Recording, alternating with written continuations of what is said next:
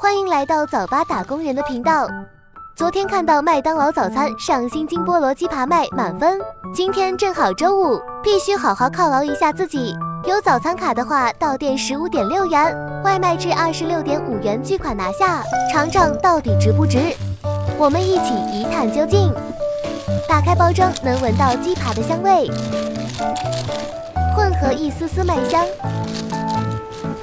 看着感觉挺扎实。外层是麦满分面包，蓬松度一般，趁热还是软软的。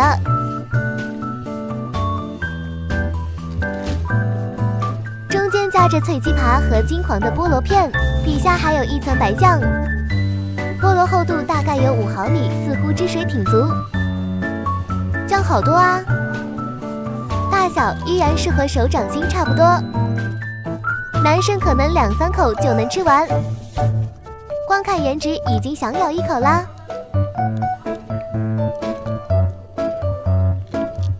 一口下去，菠萝的清爽多汁中和了鸡扒的厚重，一点也不腻。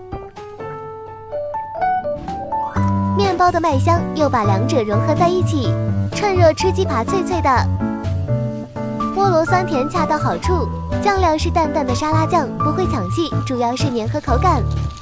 口味的2重奏是它最突出的亮点，形成了一种咸甜融合，整体风味层次很清晰，麦香加肉香加果香。口感上说，外层的全麦饼皮经过烘烤，柔软中透着一股韧劲，中间的大脆鸡扒提供了扎实的热感和咀嚼乐趣，带有黑胡椒的辛香。最核心的是那片厚切的菠萝，咬下去汁水四溢，为整个干香的汉堡注入鲜活的水分。总的来说，就是口感的3重奏结合口味的咸甜2重奏，韧脆嫩爆汁，层层递进。